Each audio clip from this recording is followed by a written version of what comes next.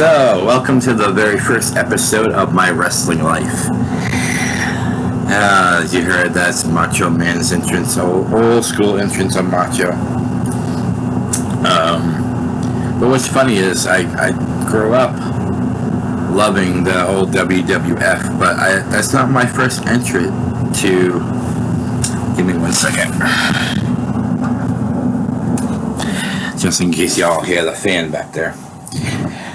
That wasn't my introduction to wrestling. I used to watch Saturday morning wrestling, and Sunday morning they had a wrestling show where I grew up, and they had NWA wrestling. They had a lot of the different territories. They had NWA wrestling, and they had World Class Championship Wrestling. And I believe later I started watching an old WWF one, but WCCW,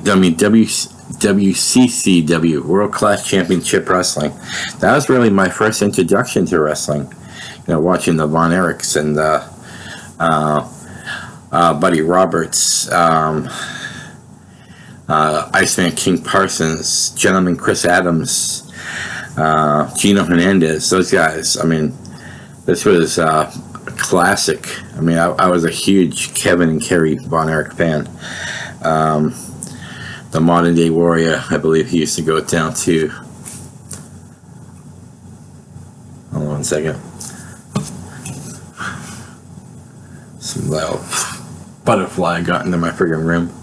Anyways, yeah, the Modern Day Warrior he's come down to, and I used to love his entrance, and I used to think Kerry Von Erich was the greatest things ever, and so I started watching it every week, and it wasn't until maybe about a year or two later that WWF started picking up the steam, and I saw WrestleMania 1, not in person. They used to have the closed circuit televisions at the big arenas back then, and I went to the old Boston Garden, and I got to watch WrestleMania 1 and WrestleMania 2 on big closed circuit television. And when I saw WrestleMania 2, I began really getting into it, especially with Macho Man. That's why I played the Macho Man theme. I was a huge Macho Man Randy Savage fan, and it was just something that was so different from, you watch movies and they're acting, and in the beginning I thought these guys were real. I thought this was like all real stuff. Later on in life, it wasn't until I found out that it's staged, and but the aerial ability of Macho Man back then, he was doing stuff that was him and Ricky Steamboat, which ended up ironically having the greatest match at WrestleMania 3, and that's not, to me, that's not even an argument. Some people say that's debatable. No, it's not. To this day, that match still holds up, and it's believable.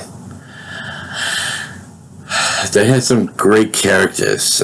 Jake Roberts was another one of my favorites. I loved Jake. I think Jake was way ahead of his time. A master of ring psychology. He was doing things, and everybody calls Jake a one-hit wonder, with the DDT. But Jake knew how to get people to love him or hate him. He was the master at psychology. And, even today you have people, oh, I hate that guy. Oh, I love that guy. Because these guys just know how to tap into your psyche. Example, how many people got so irritated by the disrespect AJ Styles was showing towards The Undertaker? Do you think AJ Styles really hates The Undertaker? No. But he made you believe he did.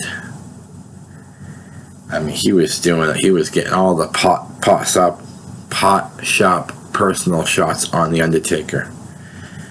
Calling out his wife, but you know what? The ultimate respect is to get the fans to love you or to hate you. There is no middle. That's what I love about wrestling. It's a long, ongoing movie that never stops. It just changes characters, that's all. Like a movie does. When a movie has sequels, what does it do?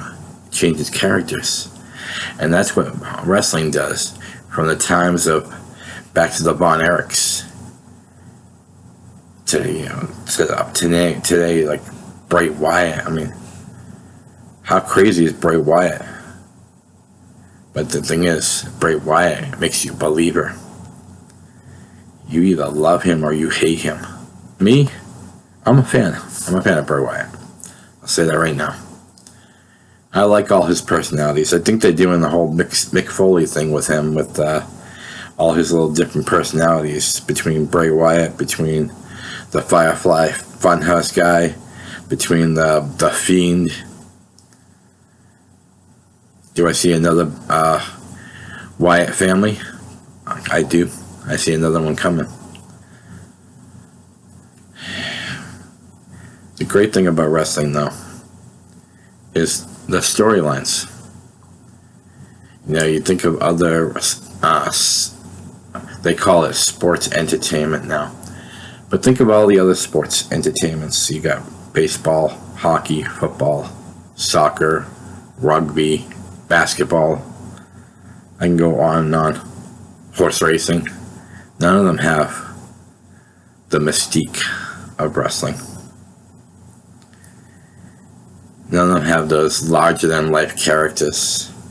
Oh, they appear larger than life on the screen, but you know, after the game, sometimes they show their little personalities that may or may not agree with you. In wrestling, they stick to that script. They stay in character. They make you believe that they're that kind of person, and that's true acting. Are some of them cheesy? Yeah. You've had the cheesy ones over the years. Doink the Clown. You really believe there's a demented clown out there? Oh wait, doesn't horror movies have demented clowns? Yes, they do. But we believe them too, don't we? So this is my first episode. I'm just going to basically ramble about wrestling for a little bit because I'm fascinated by it. Always have been. From the time I met my first wrestler, Hacksaw Jim Duggan. You remember Hacksaw? Ho! Yeah, he wouldn't be able to do that today. You know, he says ho and girls would beat the shit out of him now. But back then it was cool. You know, he held up a 2x4, always had that American flag, and man, he always got a pop, didn't he? Hacksaw was a one-of-a-kind guy, and he was so nice in person. You know, you see him and he looks like this tough, balls to the wall ass. You know, not asshole, just a balls to the wall where he can just kick your ass all over the place. But in person, what a nice guy. Another nice guy I met back in the days was the Warlord. Remember, he had that sickle. What a nice guy. And my ECW craziness started at Wonderland Greyhound Park in Revere, Massachusetts. The same state that banned New Jack for what happened with the mass transit. We won't get into that though. But ECW had the smallest ceiling ever. I remember Rob Van Dam. Rob Van Dam used to do the splash off the 5-star frog splash, and he could only get maybe 4 stars at most. For 3.5 definitely, but maybe 4 without hitting that ceiling. I've seen some great matches there. Tommy Dreamer. Tommy Dreamer and Sandman versus Sabu and RVD was great. Axel Rotten. Remember Axel versus New Jack. The Eliminators, John Cronus and Perry Saturn. I don't even remember who they're facing. I think they were facing the before they were the BEWO was Steven Richards and Nova.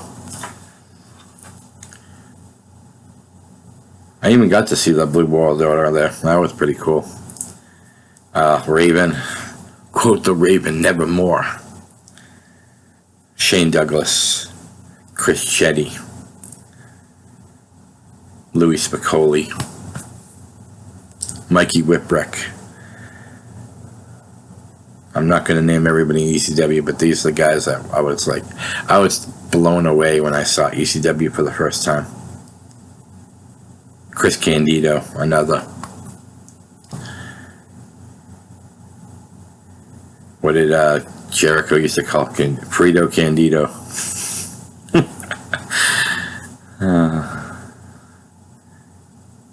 I mean, the days of wrestling I grew up on, yes, are over. And some people trash today's wrestling. I don't. These guys put so much work in. These guys take their risk every day. And everybody can blame the pandemic, but these guys gotta make money just like anyone else. And I applaud them for loving their craft so much.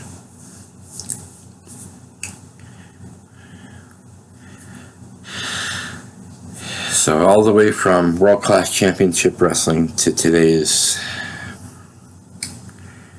Once in a while I've caught AEW. I was impressed with AEW the first couple of weeks, but I think I know this is not going to be a popular opinion. I think it's lost its way already. They're trying too hard instead of using the talent they have. They keep trying to develop all these former WWE guys. They got some great stars of their own. Develop them. Use the Jerichos and the Moxleys to help develop them. That's how you're going to beat the WWE. You're not going to beat the WWE with former WWE stars.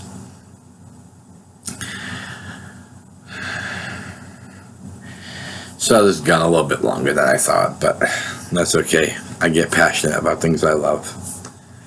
So, hold on 1 second. Let me get some outro music. My intro music was the Macho Man. Always will love the Macho Man.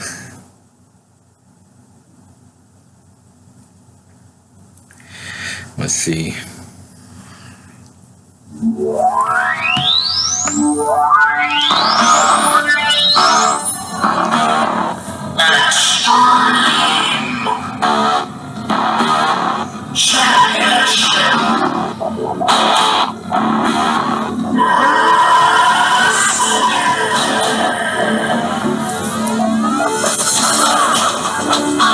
This is Extreme.